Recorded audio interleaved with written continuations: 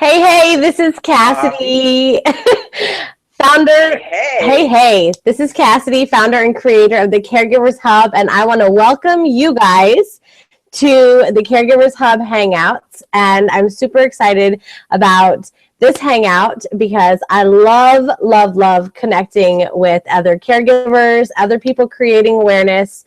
And so I know we're a little bit late if you tuned in and we weren't right at 7 o'clock Pacific time. It's because we had some technical difficulties, but we pulled through it. We took a deep breath and we made it happen. And so I want to give you a little bit of background about the Caregivers Hub, and then I will bring out our guest. So the Caregivers Hub started out as a fan page, and it was pretty much my platform as a CNA of 14 years to share my experience with whoever wanted to hear it.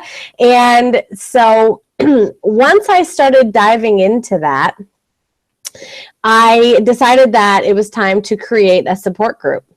And so I created the Caregivers Hub support group for all caregivers, anybody who's providing mental, physical, emotional, spiritual care to another human being.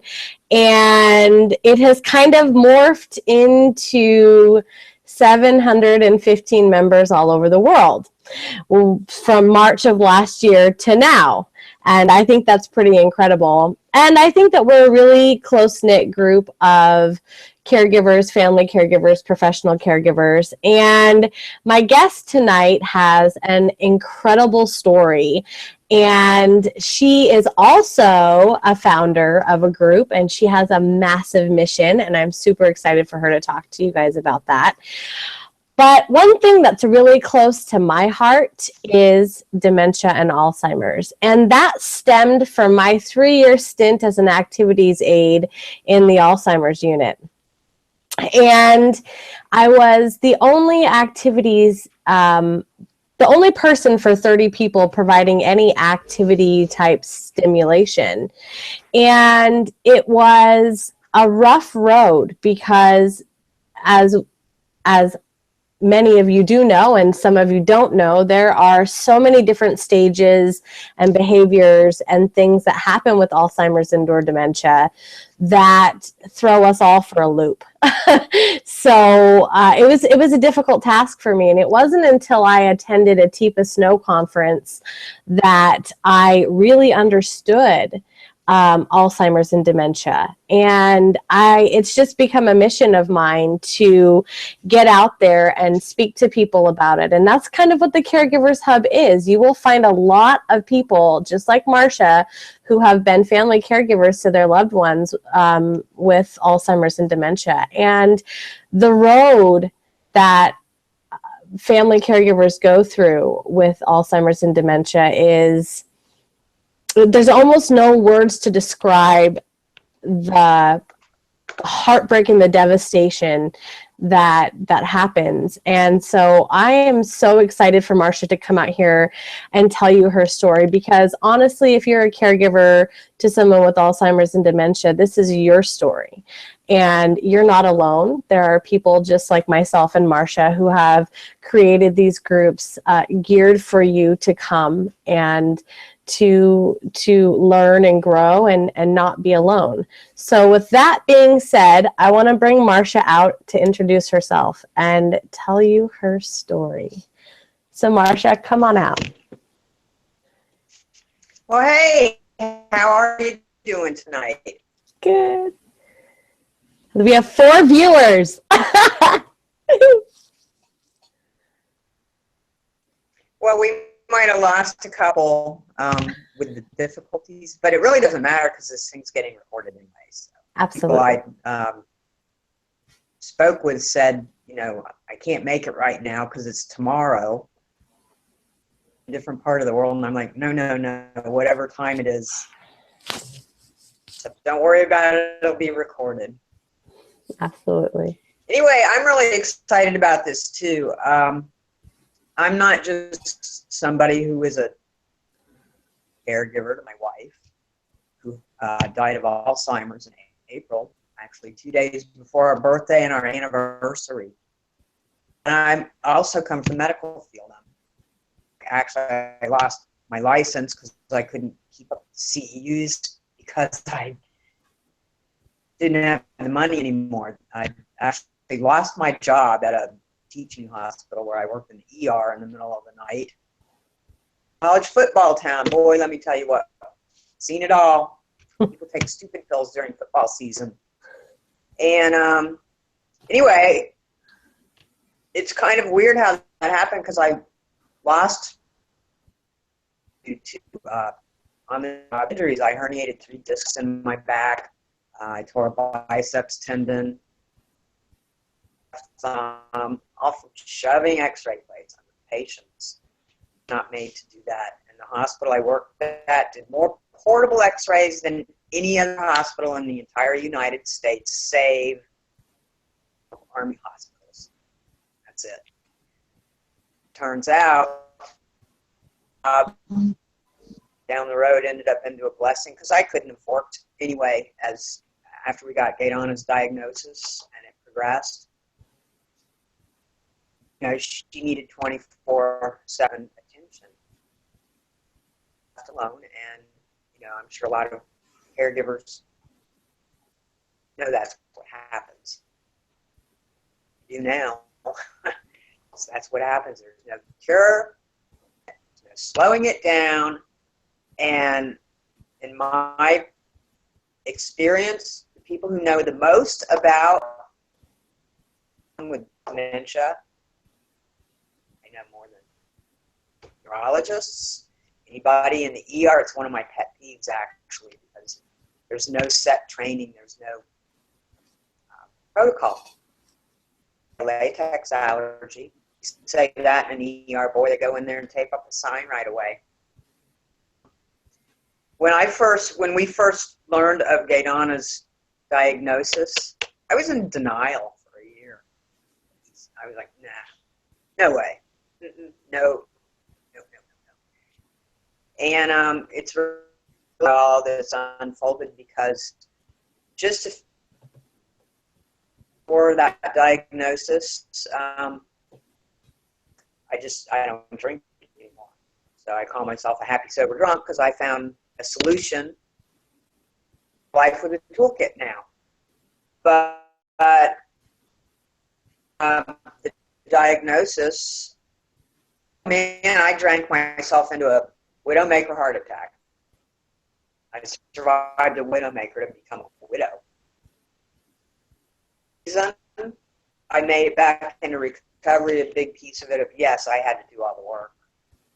Steps, they're simple, but they're not easy. It's because my wife loved me enough to encourage me to go back into recovery when I couldn't love myself.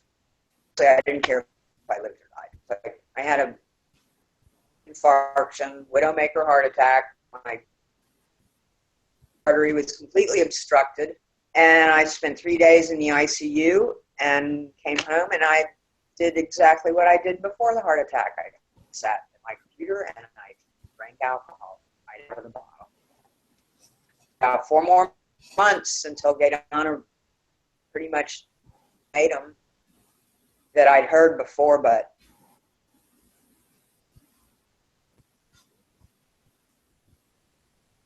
Uh-oh. Oh. Uh-oh. what's the matter? Oh no. There you go. You froze for a second. I'm kind of having a hard time hearing you. Like it's breaking up a little bit. So I don't really know how to fix that exactly. But keep going. We'll catch up. So Okay. we left off at ultimatum. She gave you an ultimatum. Gaydonna pretty much, yeah, she said, look, living like this, you have to decide. You have to decide if you want to keep drinking, life together. And with all my heart, I did the moment I met her, and it's kind of a funny story how we met because I was in X-ray school at the time. Looks like I lost. No, I was in X-ray school. I met a woman there, a lesbian, and she's a musician, and she ultrasound. And we were walking by each other in the hallway in the VA one day when I was at a rotation, and she goes, "So, you lesbian?" I said, "Yeah." And we just kept walking because we were crossing each other's, different directions. And so after that, though, when I had a chance, we caught up and talked some, and over the course of so, she goes, "Did you meet Gaydonna?" I said, "Who, that woman? Special procedures?" She goes, "Yeah. You'd like her a lot."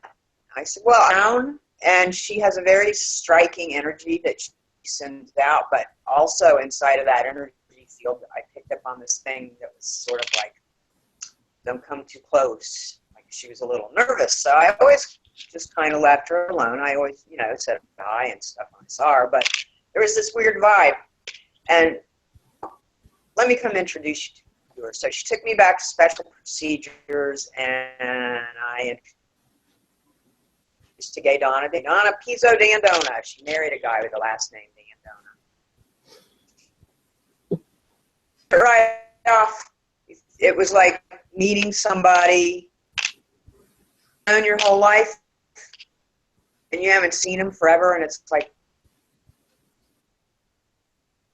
it was sort of like that feeling. And we had both X-ray techs, both love photography, both photographers, love rocks, along the same lines as far as worldviews and spiritual ideas and things like that. That's it. We just really clicked. And she moved in. During that time, my mom had colon cancer. So I had to start my first year of X-ray school because I had to, of everybody in my family, is for me to go down to Miami and be there, because when you're on hospice care at home, somebody has to live there with you. You have to have a live-in nurse. Right.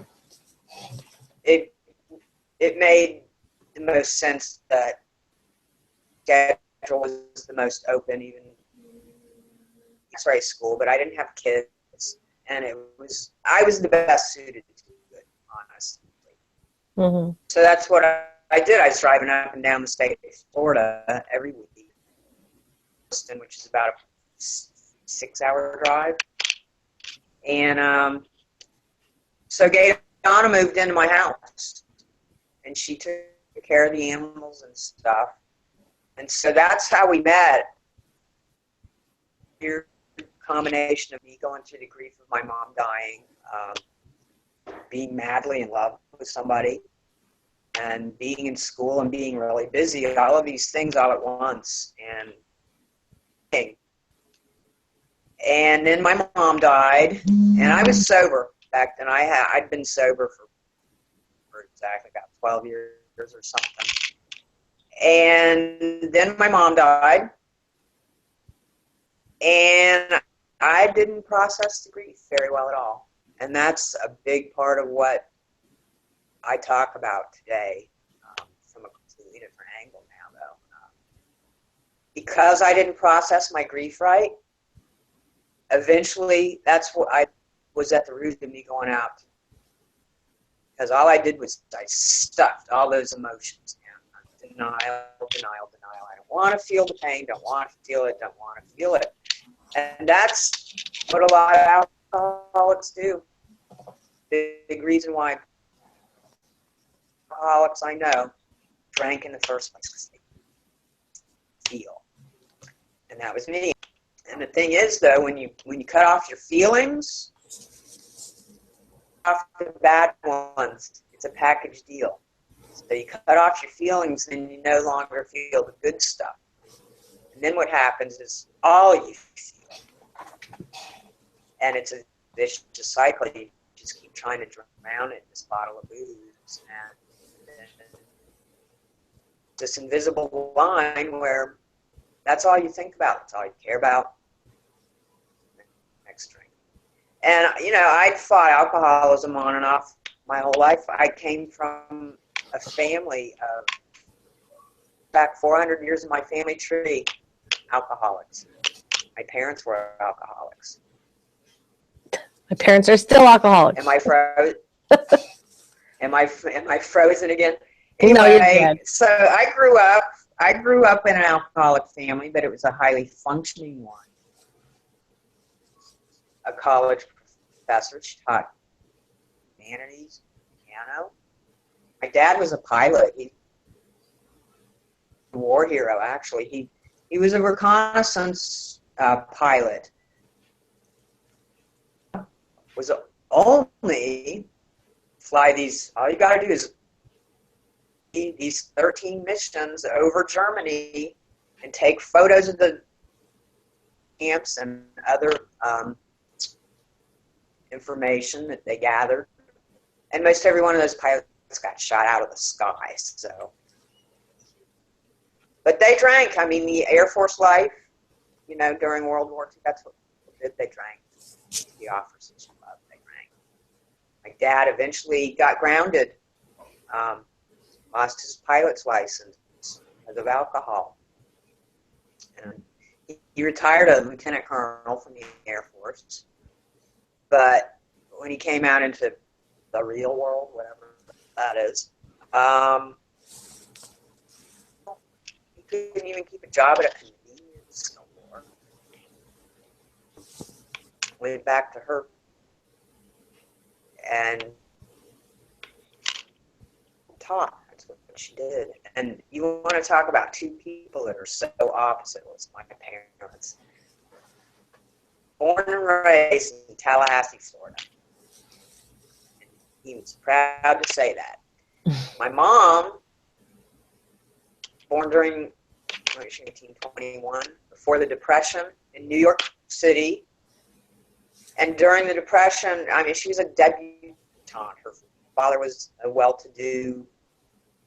She had a horse even in Central Park during the Depression. Attitude at those times was much different, and people had more of a sense of the benefit of everyone than they do today, it seems. That's what's wrong in the world. We need to step on the picture. We need to look at ourselves on this planet as one. That is at maybe a crossroads in our times. We have some important decisions to make, and that right there also ties in with the message journey that I've had in being a caregiver. Because I'll tell you something. Steps in recovery. Well, that taught me how to live. That taught me how to love. These two things together. Powerful magic. It really is. And I practice that I took, and I do travel life with the toolkit. I do a gratitude list every day. Somebody, a friend of mine, I love that you do that, Marcia. years ago. I do too. It's like I would feel naked or incomplete or something if I. Well, and that's why I was like, every day. Marcia, please put this in the hub, because it forces me, because I struggle with that. You know, I'm a huge believer in the law of attraction, and thoughts are powerful, and what you think you manifest. And right. Look what I've manifested by just a thought, you know, but yeah. The thing about it is I struggle on a daily with my gratitude, my positivity, and maintaining that status quo. And it is so difficult to do. I mean, you would think, okay, just saying 5 to 10 things a day that you're grateful for is easy. But when you are in that spot where you're tired and you're grumpy and you're burnt out, it is the hardest thing to do, to find those 5 things that you're grateful for and say it with meaning and feeling. It's difficult. Well, I said, yeah, you're on. I'll do this thing. right. At first, it's sort of like, man, how does this work? You're sort of scratching your head going, hey, I ate today. Got clean underwear on. Whatever. But, what happened to me? It's really, this is, I say, you know what? Just try it. Just try it. Be open to it. It can be anything. It can be that, on your face went away or whatever. Something that makes you feel good. And that what I love to do become things. They really do. Absolutely. What I tell people is if you ain't feeling it, just pretend. Pretend like you're a kid. Okay? Like, it doesn't have to, it's not a homework assignment. Just, make it fun. You can be like, okay, mood this morning, but, gee, what do I like in life? I love things like ice cream. I'm happy I have a dog I love. I'm glad the cat goes to the bathroom in the litter box. Whatever, I think that anybody can come up with 3 things in the morning. And what happened to me doing it, and it's weird because I can actually go back on my timeline in Facebook because I've been posting them for over 2 years now. My mind changed. Doing a gratitude list literally changed my mind. Changed the way I think. Building new neural networks in your brain. And it starts training your brain how to find the good thing. Focusing on all the crap instead of focusing on the damn water heater that should have been delivered to my house today and wasn't.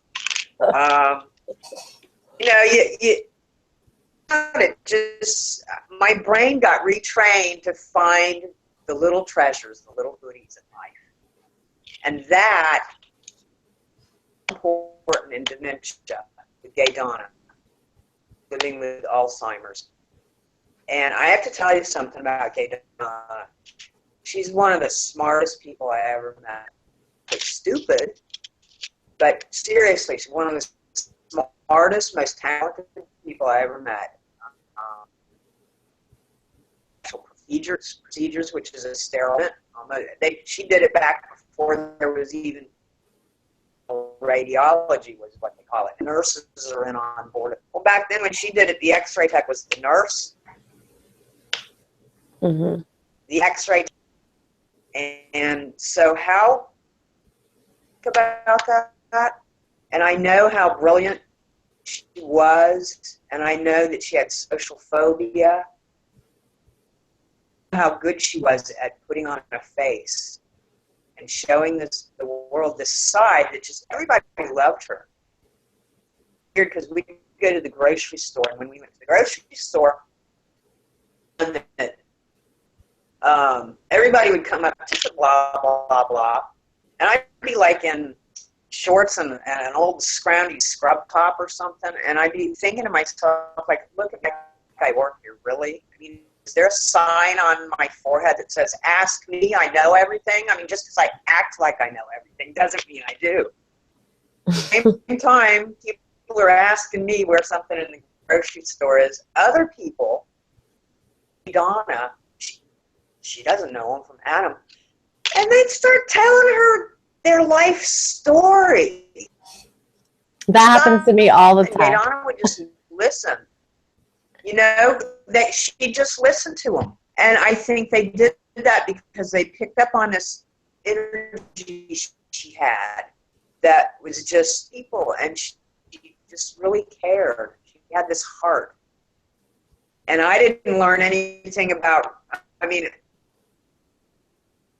practical-minded person. That's not to say I don't have emotions and feelings. It's just that, and watching the drug shootouts of the 1970s, maybe I learned to have defense mechanisms where she didn't. I don't know the reason. I just think it's amazing to me that people would pick up on this energy from her, that she was like a safe person to go talk to. Until after I took some steps in my life and my own demons and nightmares by my own dark side, being honest with myself about who I really am, what's important to me, what are my strengths. Stuff get real. That's what the steps do. They teach you how to get real with yourself and love yourself for the skin you're in. That's what they taught me. But caregiving taught me this whole other side that where get on and talk to her. It's that love vibe, and that's what caregiving taught me. Opened up my heart to really feel people. The first year that she had after her diagnosis, I was in denial, going, no way. But also keep in mind that first year, I was working on me. I was getting sober again and doing the work, honest enough to get past the demon of a disease, alcoholism and addiction. They're as baffling as dementia is. And there's so many parallels between the two of them. So many. It blows my mind, Because it's all psychological. Caregivers, that's how I feel. Caregivers, we feel alone. We feel alienated. We feel like nobody gets it unless they live it. Alcoholics, drug addicts, same thing. Both groups are judged. There's fear. There's fear of being an addict. There's, stigma to both of them. Is the same tools. It got me sober and honest with myself in the land of dementia. And the biggest important steps of all the steps is about acceptance. Admitting that our situation, you could alcoholism, they say admitted we were alcoholics, unmanageable.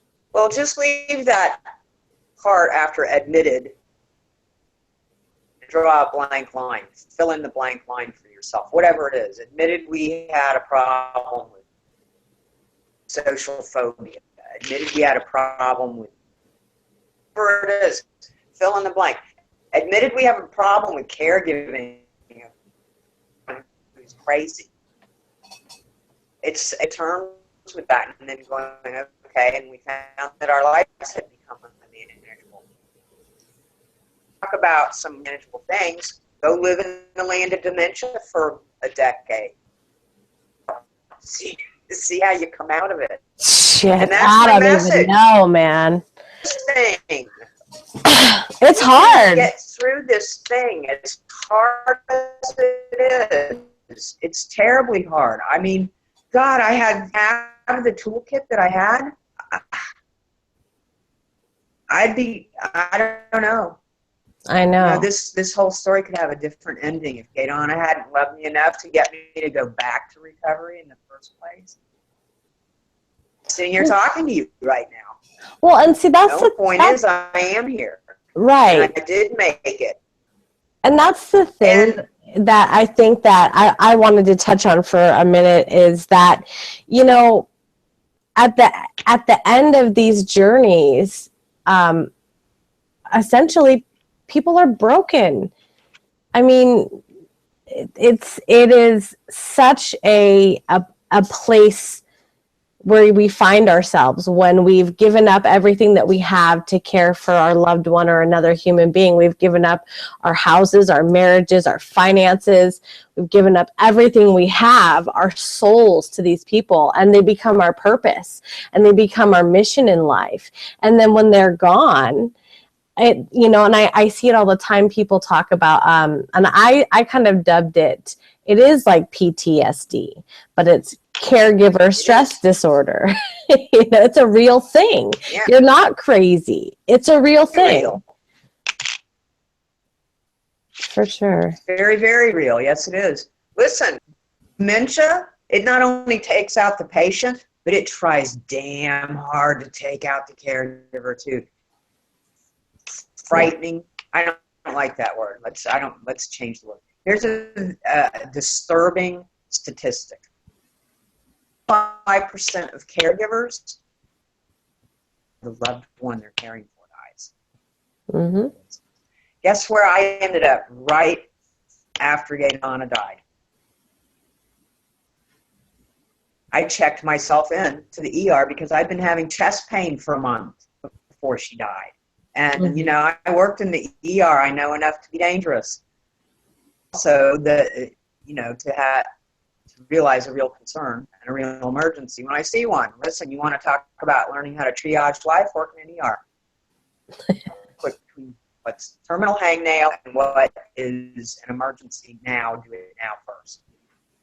And I did months before she died, but I couldn't very well just stop and say, okay, Gaydonna, we're going to go sit in the ER at chance for 36 hours or however long it takes them, and you just sit in the ER waiting room.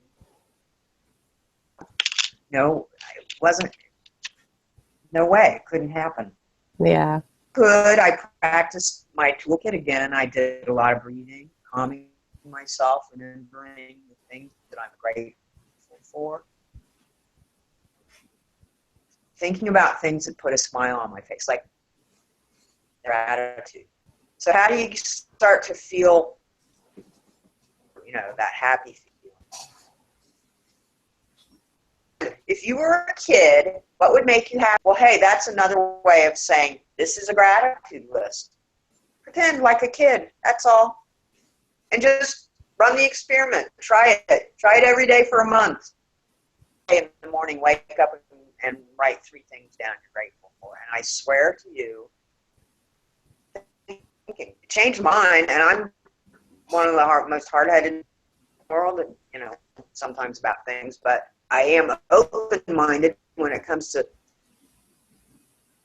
Yeah. I think we all do in Dementia, because we reach a point where, we're willing to try to find some happiness, to find, a reason to keep plugging through this. And the reason I found at the end of this thing, like you said, so many people come out of this thing on the other end. They're like, what do I do now? Mm-hmm. What now? And I knew before Gaydonna what the what now was going to be for me, because it's like I had this big, I don't know, it's like this big vision, like Tesla had a dream or something. And I saw this whole thing unfold in my mind. I'll take kind of local grassroots community, we help ourselves here locally idea on the road, because what I've found in the research and things I've done in dementia is, first of all, Facebook and social networking saved my life. Because, after a couple years in to the caregiving, I couldn't go to meetings anymore. I couldn't go out and see friends much. You get locked in your house. You're taking care of your loved one. They want to go outside. Other days they don't want to go outside, or they can't. Mm-hmm. So really, without social networking and all these recovery groups that have popped up, I'm not sure how well I would have handled it. So I'm all about these Facebook groups and recovery groups. I'm all about what you're doing. Awesome. And I want to talk about your group, Marcia. I want you to tell me more about it and how it started. And I mean, I see your people, they are devout. Connecting. It's awesome. I love it. I love that they're in the hub too. Yeah, I'll tell you something. I'll tell you a little bit about my group, Incredibly Short Memory. Just an observation on my part. It really cracks me up, because I've been on Facebook for a long, long time. When I went back into recovery of course I plugged into Facebook recovery groups. I'm in a ton of groups, dementia groups, and half of them are recovery groups. Now, years later, and I'm like, why didn't it ever occur to me to go to look for a caregiving support group? It didn't occur to me until just over a year ago. Honestly, look back on that now and I go, no, you do it for recovery. Why didn't you do it for dementia? I have to laugh at myself because sometimes I can't see what's right in front of my face. And again, it's how it works in recovery. It's how it works in caregiving. Connect together. Results come from smaller groups, actually. There's a big, huge dementia caregiver groups out there that have like 16,000 people in them, 11,000 people in them, 4,000 people, a bunch of groups. I'm not saying anything disparaging about big groups because they are helpful. But the advantage of a smaller group, there's more connection, there's more intimacy. People feel maybe a little safer to share things they might not want to share with 16,000 other people. Yeah. So my point is that's what recovery is, that you grow these connections, and that's how AA works. It started two guys, two drunks, one drunk talking to another over a cup of coffee and sharing their stories together. It's in our stories, I'm telling you. And absolutely, so, it is the most powerful thing ever. Stories. It is. I want everybody to come out here on a Caregivers Hub Hangout and share their stories. It's so important because it shows people that they're not alone. Because that's open. You can lecture me and I'll go, yeah, talk to the hand. You can tell me a story and you'll pique my interest and I'll listen, and then like maybe a heartstring will pluck and I'll go, oh, wow. Yeah. Or I'll have some emotion. Stories do that. Telling someone facts and figures, not so much. So yeah, we need to tell our stories. And so about a year, I don't know how long it's been now, a year and a half. I spent so many years where time didn't matter one bit, and now I'm on the other side of this thing, and wow, time matters again. God, I have a schedule I can hardly keep up with and all these dementia workshops and stuff. But about a year and a half ago, I don't know what happened to me in this journey. After we got Gaydonna's diagnosis, my first step was just like grief denial. But then something weird happened. I went through this phase of selfish, I don't know what, where I'd be like, God, if that was me, just shoot me. And a lot of people say that, honestly, Mm-hmm. And I still kind of feel that way. I'd be like, if I was diagnosed with dementia, I'd be like, I think I'll move to Oregon.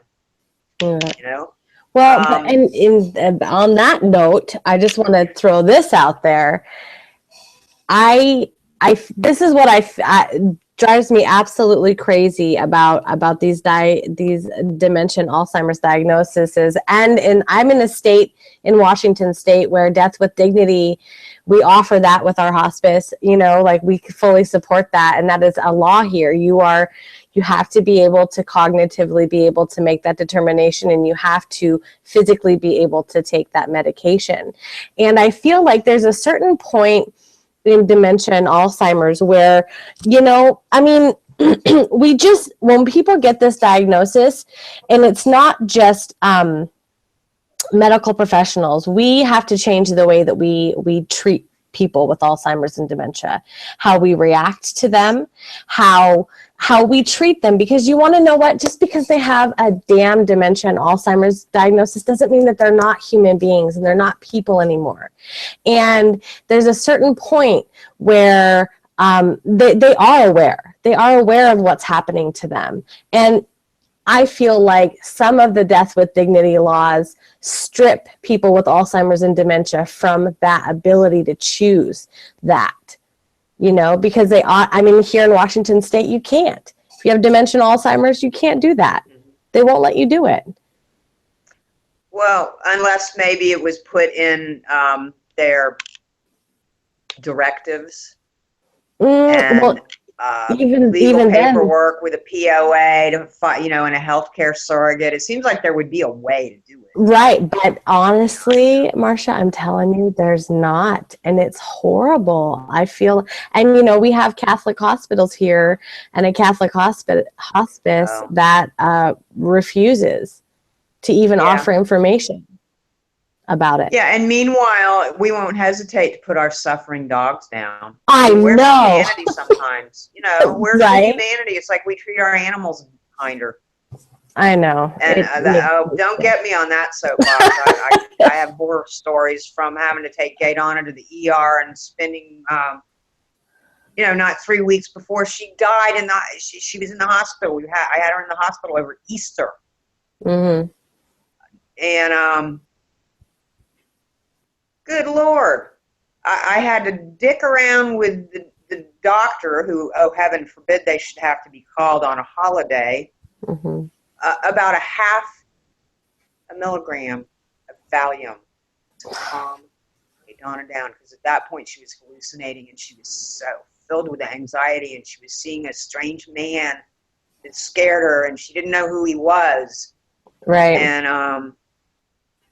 And they wouldn't do it. I mean, I had to they did finally, because I can be persuasive. Let's just put it that way. Then they came in for a hospice evaluation, and there's a stupid rule on the books with hospice, and only Alzheimer's. Well, a person with Alzheimer's is getting evaluated by hospice, and that person says more than one intelligible word, they can be denied hospice care. And that's exactly what happened to Gaydonna. Not 3 weeks before she died. She faked a whole intelligent paragraph to the hospice nurse. Right. We got sent home. I had to call home health care, and I had this big, long conversation with them. So and when the nurse showed up at our front door, I wouldn't even let her in the house, so I made sure we were on the same page. Yeah. Well, the thing about it And I had to... is Medicare rules hospice, and I hate it because they just have a bunch of idiots. I hate to say idiots, but I mean, and it's from that, that is, and we as clinicians have no control over that. Our hospices have no control over that, because if you want hospice services, if our country wants hospice services, which has only been active in this country since the 70s, which is not that long ago, we have to abide by Medicare's rules. And Medicare is unforgiving. They don't care. They're not focused on the human care. They're focused on the money. No. It's the bottom line. It's not patient care, it's insurance care. Yeah. And the point you bring up, I'm so on board with this too. It's all part of this mission. Amen. I'm on that mission. Raising the dialogue in this area about palliative care. We need to be talking about quality. And here's the cold hard truth. If there was a cure tomorrow, we woke up and the headline is cure for dementia. Well, the fact of the matter is it wouldn't roll out until, I'd be dead probably. If ever. It wouldn't roll out till 2050. Right.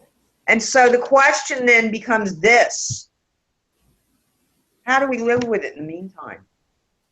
And that's where I'm coming from. That's the mission I'm on. That's what I learned in this journey, that there's a way to get through this thing one day at a time, remembering certain things, remembering there's certain things I have no control over. Grant me the serenity. Yep. There's certain things I can change. Grant me the strength. And let me tell you something, this whole life lesson all of us go through on this planet, well, that's where the wisdom comes in. If we open ourselves up to everyday experience instead of looking at everything like, oh my God, it's a bummer. Oh, that sucked. Oh, this is awful. Oh my God, oh, I had to wipe Gaydonna's ass for the 50th time today. I mean, it's horrid. I mean, I've had tears on days like that. I get it. I really do. Mm-hmm. But in the bigger picture, at the end of the day, those aren't the things we're going to remember. We're going to remember the happy things. We're going to remember those joyful moments. And that's where the storytelling comes in. And every experience I've ever been through in my life has led me to this place today where finally, at almost 6 decades of living now, I finally figured out what my real job is. It's to be a storyteller. The world needs to tell their stories because that's where we connect. If you want somebody to be proud of you, then share your accomplishment. Yeah, rah, rah. If you want someone to connect with you on a heart level, then you share your weaknesses and your heartaches because that's where hearts open. Yep. And this whole journey, as hard as it was, the hardest thing I've ever had to do in my life, harder than getting sober, is being a caregiver to my wife and watch her slowly slip away and grieve it every day myself. And then she dies, and then I get to grieve it all over again. I know. But you know what? If we can shift a little shift in our brain to that, and this is where gratitude comes in again.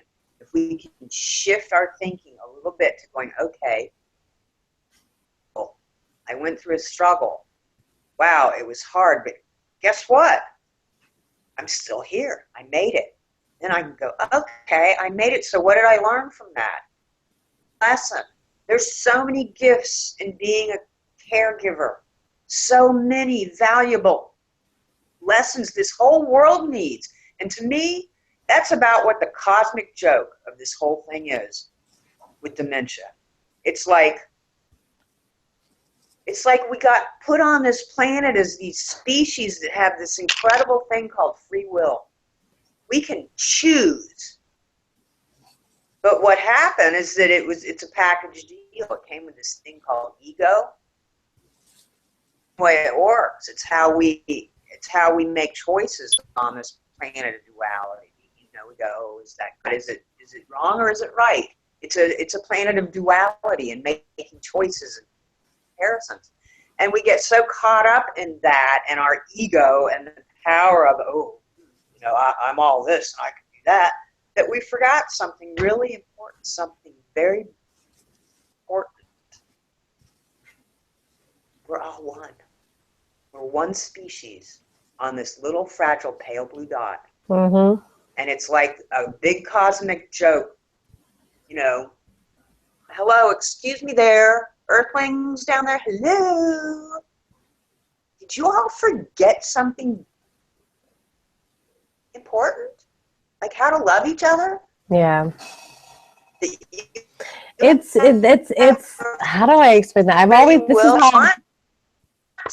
I've always broken it down by this way, like, everything that we as human beings experience, everything we know is either a learned or shared experience. It's what society has taught us. It's what our parents have taught us. It's what we've learned from our experiences. And honestly, our awareness is only as big as our experiences, right? So we can't say that, I always like to say you can't say that you're not something, because until you've experienced that thing and made that determination of whether you like it or not, you don't know what that is. And that's how I see our journey as human beings. I have the incredible honor to have the most beautiful conversations with human beings and their souls at the end of their life. Just 2 days ago, I always say this to every single person. There comes a point when they know what's happening, and they either are like cognitively aware of you, or they're not. But what I always say, if I know I'm not going to see somebody again, I always tell them, have a good journey. And it's been an honor and a privilege to take care of you. And I say that. And I said that to this man, and he looked up at me and he smiled the most beautiful smile. And he said, okay. And 4 hours later, I got an email, he passed. that is what my purpose on life is to recognize and honor and understand that all of the things that we're talking about, dementia and healthcare, is, you know, how do I even explain that? I don't even have the words to explain that, but all of those things they happen to us as human beings, and it's not just so cut and dry. We are multi-dimensional beings. We are emotional and physical and mental and spiritual, and our health care, the way we treat people, the way we handle ourselves has to encompass that. When you are walking down the street, know that every single person next to you has a mental, physical, emotional, and spiritual need that needs to be met. And there you are. Good caregivers, like myself, professional caregivers who sign up to clean up shit 15 times a day, who spend more time with your loved ones than you do sometimes, who take those people who've been forgotten in nursing homes and surround them with love. And I have so many beautiful and things of that. And I always say, you know, wherever we go, whatever you want to call it, when our soul leaves our vessel, I'm going to be so happy, because think of all the people that I've had the opportunity to touch and get to know, and I'm going to see those faces again. That's going to be such a glorious thing for me. And that's how I view death. That's how I view life. And that's how I'm able to do what I do as a CNA and as a hospice aide. And that's what my mission is. So, and Marcia, I know you're on that mission. Hear me, but there you are. Okay. Yeah, you cut off there at the end, but you were talking about, you know, all of us recognizing that we have all these different facets. You know, it's like bundled up into this human body. We're spiritual beings having a human experience. Absolutely. And we lose kind of the whole big picture when we get down here on this little pale blue dot, and take a lot of it as real and concrete, when actually it's an illusion, because we do have a free will. And here's the amazing thing I've noticed. You know, I worked in a trauma 1 ER. I've seen a lot of death. Mm-hmm. You know, and I watched Gaydonna.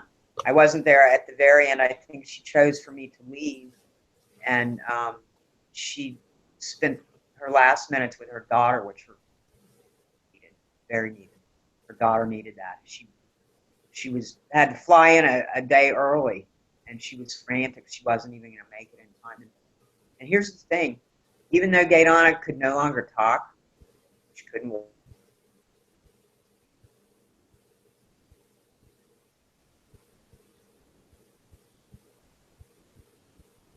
Uh-oh. Did we lose you? Oh no, Marcia. Oh, right at the most important part. Well, I think we've lost Marcia. I'm going to give it a couple more minutes. I know we have some people watching, and I know that this has been almost an hour we've been talking about these things, but I feel like they're so important. We have to talk about these things. It's time that we shake out the rug and stop stuffing Alzheimer's and dementia under that rug. We have to acknowledge it. We have to acknowledge that it's an epidemic, that 1 in 6 people has it, and that it's the 6th leading cause of death in the country.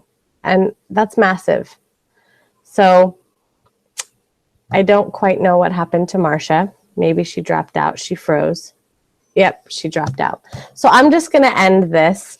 And I want to send a huge special thank you to Marcia for sharing her story and giving us so much food for thought. And this is not the end of these conversations. I am going to keep doing these Hangouts because I feel like they're so important. And like Marcia said, it just proves that we have to share our stories. If you have a story that you want to talk about your story, I want you to come out here and I want to highlight you and the job that you do as a caregiver. I want you to share your stories because they're important.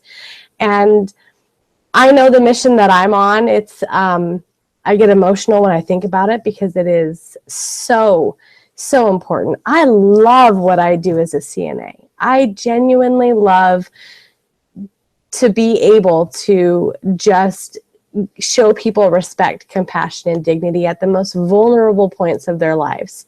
So, and now I get to share all that with you. So if you are not part of the Caregivers Hub support group, or you have not liked the Facebook fan page, please make sure that you plug in below this video because the link will be there to the Facebook fan page in which you can also plug into the support group there.